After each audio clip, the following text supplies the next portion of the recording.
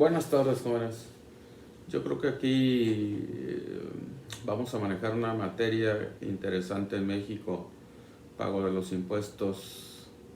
Hay que recordar que todos los mexicanos, por ser mexicanos, tenemos que pagar contribuciones.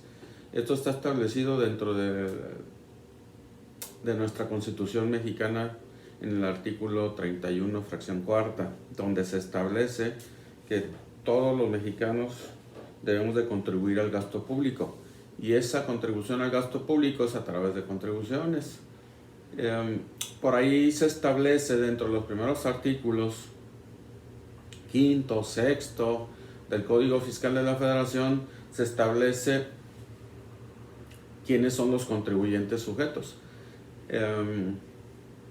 Hay que recordar que ahorita en la reforma que acabamos de pasar, ahora terminando el 19, se incluyeron las plataformas digitales como contribuyentes también, aunque tengan que estén dentro de otro país, pero que estén prestando sus servicios aquí en México en las plataformas digitales. Tienen que tener un lugar aquí donde van a estar pagando los impuestos. Entonces ellos también ya están como contribuyentes directos. Aquí una de las cosas más importantes es que hay que entender que el código establece cuándo la carga tributaria se debe de complementar. Yo creo que es importante que nosotros tengamos en cuenta que las contribuciones nosotros las tenemos que autodeterminar a través de contabilidad o a través de las formas que ustedes les hayan enseñado. Digo, yo aquí lo interesante de todo esto es que las contribuciones nosotros las establecemos, nosotros las determinamos y nosotros las tenemos que pagar. Entonces, hay varios artículos importantes dentro del Código Fiscal que tenemos que tener muy en cuenta. ¿Cuándo nace la obligación tributaria? Esa obligación tributaria nace cuando nosotros establecemos o generamos un ingreso en México. Por ejemplo, hay un ingreso que está generado pero que no es tan factible que lo podamos determinar, como lo que es el arrendamiento. Nosotros no movemos nada, nomás arrendamos el inmueble, y ahí en ese caso el inmueble que estamos arrendando va a generar un recurso para nosotros. Entonces el gobierno estableció las normas y las reglas tributarias en las cuales se establece cómo debemos de nosotros gravar nuestros ingresos. Entonces, por ahí artículo quinto, artículo sexto, Código Fiscal de la Federación, se establece que las disposiciones fiscales serán de aplicación estricta. Si dice la ley que el ingreso que estamos determinando también es base de contribuciones, nosotros lo tenemos que incluir. Entonces, esto del pago de las contribuciones es algo que a muchos nos gusta, pero que tenemos que estar efectuando. Tenemos que pagar contribuciones e inclusive la obligación está establecida dentro de la Constitución Política de los Estados Unidos Mexicanos. Entonces, esas contribuciones que vamos a pagar están determinadas de conformidad con cada una de las legislaciones que emiten los gravámenes. Por ejemplo, para efectos de pagar impuestos sobre la renta, tendríamos que tipificar qué tipo de ingreso tengo y qué tipo de deducciones tengo para yo poder determinar cuánto tengo a cargo de impuestos sobre la renta. Si también tengo impuesto al valor agregado, tratar de determinar cuánto tengo de impuesto cobrado, cuánto tengo de impuesto pagado, para poder determinar si tengo la carga tributaria determinada de alguna forma. Pero, insisto, ahorita que estamos viendo casi puro Código Fiscal de la Federación, estamos estableciendo quiénes son los contribuyentes que están sujetos al pago de contribuciones. Y, insisto, el artículo sexto nos maneja que se establecerá de acuerdo a lo que se establece en cada legislación específica. La base gravable la determina una ley. El código nada más nos dice que nosotros estamos sujetos al pago de contribuciones y nosotros tendríamos que estar manejando esto dentro de nuestras determinaciones. Entonces, por ahí, dentro de sus cronogramas, se supone que están viendo cuáles son las infracciones y sanciones. Si yo no pago contribuciones, hay infracciones y sanciones que yo las divido, si yo los puedo definir. Una infracción es el incumplimiento a una obligación. Si yo estoy en concepto de infracción, o sea que no cumplí con una obligación que me establece una disposición fiscal, yo voy a me va a conllevar a que yo tengo que pagar una sanción. Y aquí podemos dividir en dos grandes grupos las sanciones. Las sanciones se dividen en dos grandes grupos. Una son las sanciones económicas y otra, las más peligrosas, que son las sanciones de tipo corporal. Las sanciones de tipo económico, dentro del código se establece cuáles son las sanciones económicas y también ahí mismo se establecen cuáles son las penas cuando existen delitos. En este caso son las penas corporales, son las sanciones ya de tipo corporal que conllevan el frescobote, lo que es ir a parar con una orden de aprehensión a el frescobote, que es la cárcel. Entonces, sí tendríamos que estar manejando en qué casos tendríamos infracciones que conllevan la sanción, que lleva una pena económica y una pena corporal, en qué casos. Por eso el código divide en tres grandes grupos dentro de los capítulos, dentro de los apartados de infracciones y sanciones. Dentro de las sanciones también divide lo que son la tipificación de los delitos. En los delitos tenemos varios delitos, como el más importante que ahorita tenemos, el del 108. El 108 del Código Fiscal de la Federación establece las penas cuando nosotros dejamos de pagar contribuciones. Pero las dejamos de pagar, las podemos dejar de pagar por dos situaciones. Una, por una omisión. O sea, yo determino a pagar impuestos y omito el pago de los impuestos. Pero otro es que yo haga lo que le llamamos la elusión. Trate de hacer alguna situación específica con el ánimo de eliminar el pago de una contribución. A eso se le llama elusión fiscal, tratar de eludir el pago de disposiciones fiscales,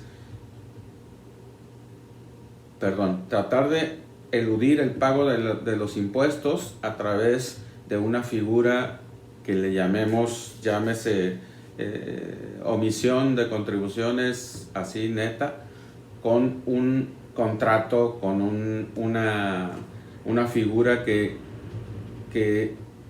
nada más no tenga protección de las disposiciones fiscales. Hay que recordar que para estas fechas, si nosotros estamos haciendo estrategias fiscales, tenemos que estarlas declarando ante el gobierno. Entonces, sí tendríamos que ir comentando qué tanto es definiciones como lo que es qué es una infracción, qué es una sanción, y dentro de esas sanciones cuáles son las sanciones de tipo corporal y cuáles son las económicas. Entonces, para empezar, las infracciones son violaciones a una norma. Si a mí me dice la norma que debo presentar una declaración y no la presento, voy a encontrarme en un concepto de infracción. Y si nosotros buscamos la pena que conlleva el no presentar una declaración, podemos tener una sanción económica. Vamos a ejemplificar. Por ahí el artículo 81, fracción primera, establece la obligación el 80, bueno, vamos a regresar un poquito. Artículos 79 y 80 va la infracción y va la sanción. Van en pares, casi en la mayoría de los casos van en pares. El 79 va aparejado con el 80. El 81 va aparejado con el 82. El 83 va aparejado con el 84. El 85 va aparejado con el 86. En los artículos nones van las infracciones y en los artículos pares van las sanciones. Por ejemplo, un ejemplo así muy visible: 79 y 80 habla de avisos al RFC. 81-82 habla de declaraciones de pago de contribuciones. Ahí sí convendría comentar el primero. 81, fracción primera, establece que deberemos de presentar declaraciones mensuales. Si no las presentamos, estamos en concepto de infracción. Y por ahí el 82, fracción primera, establece cuál es la sanción por no presentar declaraciones. Y una de ellas es entre 1,000 y 1,200 pesos de sanción por no presentar declaraciones. Pero vamos más allá, vamos a buscar un artículo 81, fracción cuarta, donde se establece, en ese 81, fracción cuarta, se establece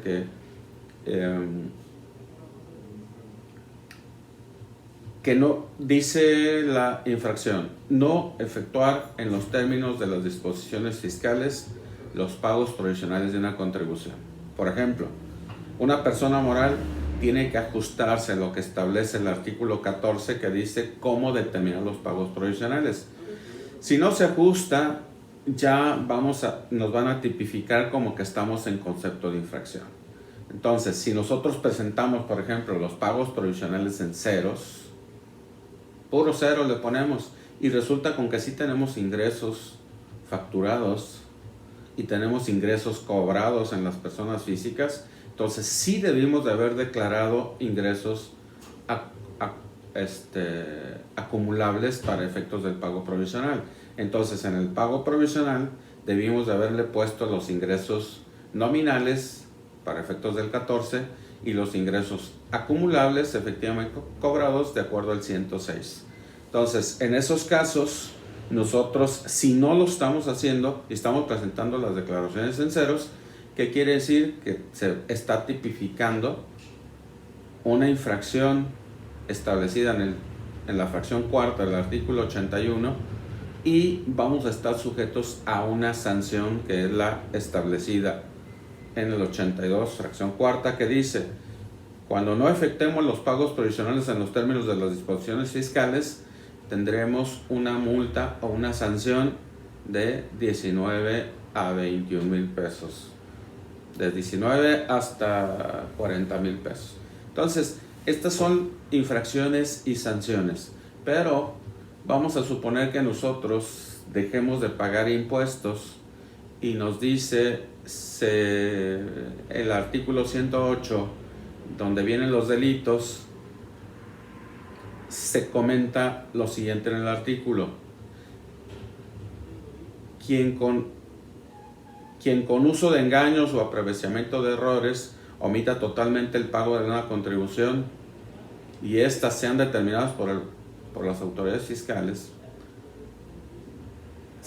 esto se denominará defraudación fiscal. Si yo dejo de pagar impuestos, se tipifica el delito de defraudación fiscal y esta conlleva pena corporal. Entonces, más o menos tendríamos que estar haciéndonos a la idea de que hay infracciones, hay sanciones y hay delitos. Esos son los 3 capítulos que ustedes van a tener que ir visualizando dentro de este segundo parcial, último segundo parcial, y lo que es parte del tercer parcial. Conocer cómo son las infracciones, cómo son las sanciones y cómo son los delitos. Y todos esos llevan aparejados al no cumplimiento de la obligación que nos establece la Constitución de efectuar los pagos provisionales en los términos de las disposiciones fiscales. Yo creo que esto sí tendríamos que estarlo permeando y absorbiendo para nuestros conocimientos, porque si nosotros sabemos que tenemos que pagar contribuciones, en muchos de los casos las contribuciones que nosotros debemos de pagar deberían de estar determinadas y pagadas de conformidad con nuestras obligaciones, y dentro de esas obligaciones está el llevar contabilidad. Ese llevar contabilidad, de acuerdo al artículo 28 del mismo Código Fiscal de la Federación, nos establece que esa contabilidad deberá llevarse en los domicilios. Y esta contabilidad que vamos a estar llevando, debemos de manejarla acorde a lo que establece las normas de información, y hay que llevar contabilidad de acuerdo a eso. Perdón, permítame.